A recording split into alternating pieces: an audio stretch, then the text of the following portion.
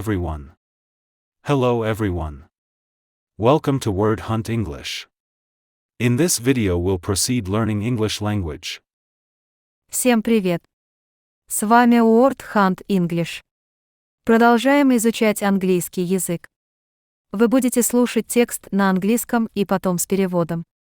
Можете слушать и учить английский на ходу. Сначала учим новые слова. 150 C, 150 degrees Celsius, 150. 3x 1043 years, 3 times 10 to the 43 years, 3x 1043. Celestial. Evaporate. Countable. Timeline of the far future. The future is not set. Or is it? Modern science allows us to predict some future events that are about to happen, for example, a weather tomorrow, but how about something that will happen 100,000 years from now? What about 1 million years? With the power of biology and physics we can go that far, and maybe even further than that.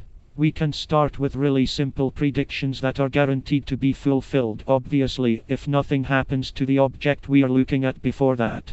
For example, we know that it will take roughly 50,000 for the famous Niagara Falls to erode completely and disappear. In the same 50,000 years the astronomical day will need another second to be added to in order to actually represent a day. In 100,000 years, even if humans are extinct, at least 10% of anthropogenic carbon dioxide will still remain in the atmosphere. Roughly 1 million years will take for the Arizona meteor crater to completely disappear. 1 million years is also the top estimated time for the red star Betelgeuse to explode in a supernova. This supernova would be visible from Earth for some months afterwards. In 10 million years from now on, the Red Sea will flood into some areas of East Africa, dividing the continent. In 100 million years the rings of Saturn will probably disappear. In 180 million years the day on Earth will be an hour longer than today. In 250 million years a new supercontinent may appear, and some completely new species may start dominating the planet. In 600 million years the increasing sun luminosity will start to disrupt carbon-based life as we know it, eventually making photosynthesis no longer possible. The oceans will start evaporating rapidly. Assuming all previous events are true, about 1,300,000,000 years separates us from the total eukaryotic life extinction. In about 2.8 billion years all life goes extinct, as the surface temperature reaches roughly 150 C. Roughly in 4-5 billion years our galaxy will collide with the Andromeda Galaxy, forming a new Milky galaxy in the process.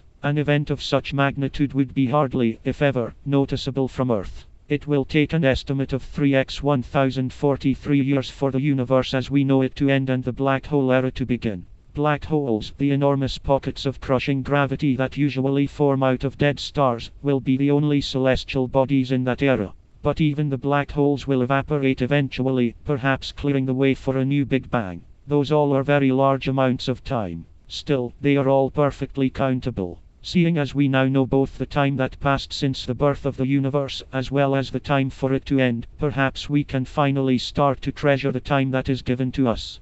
Теперь вы будете слушать перевод текста «Хронология далекого будущего. Будущее не определено». Или все же да? Современная наука позволяет нам предсказывать некоторые события, которые скоро произойдут, например, погоду на завтра, но как насчет чего-то, что произойдет через 100 тысяч лет? Как насчет миллиона лет? С помощью биологии и физики мы можем заглянуть туда, и, может быть, даже еще дальше. Мы можем начать с очень простых прогнозов, которые гарантированно исполнятся.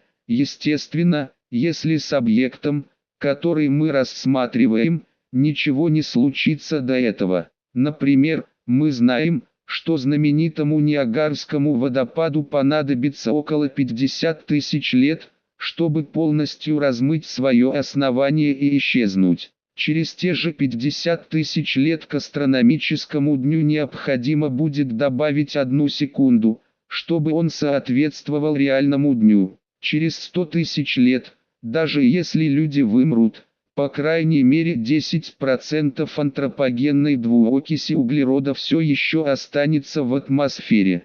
Примерно 1 миллион лет понадобится Аризонскому метеоритному кратеру, чтобы полностью исчезнуть. Также 1 миллион лет – ориентировочное время, через которое красная звезда Бетельгейзе превратится в сверхновую. Эту сверхновую будет видно с Земли несколько месяцев после взрыва. Через 10 млн лет с сегодняшнего дня Красное море затопит некоторые участки Восточной Африки, что разделит континент. Через 100 млн лет кольца Сатурна, скорее всего, исчезнут. Через 180 млн лет день на Земле будет на час дольше, чем сегодня. Через 250 млн лет может образоваться новый суперконтинент, а господствующими на планете могут стать какие-то совершенно новые виды живых существ. Через 600 млн лет возрастающая яркость Солнца начнет мешать существованию углеродных форм жизни,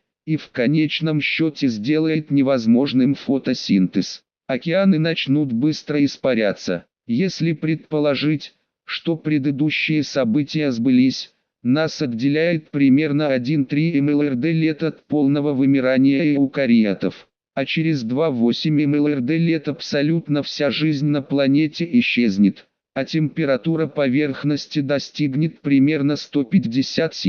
Примерно через 4-5 миллиарда лет наша галактика столкнется с Андромедой, что сформирует новую галактику, Мелкомеду. Событие такого масштаба будет практически, или полностью, незаметно с Земли. Примерно 3х 1043 лет понадобится, чтобы Вселенная, как мы ее знаем, перестала существовать и началась эпоха черных дыр. Черные дыры – огромные участки пространства с сокрушающей гравитацией, обычно формирующиеся из мертвых звезд, будут единственными небесными телами этой эпохи. Но даже черные дыры со временем испарятся, возможно, расчистив дорогу для нового большого взрыва. Это все очень большие промежутки времени. Тем не менее, их все можно прекрасно подсчитать. И, зная время, прошедшее с момента рождения Вселенной,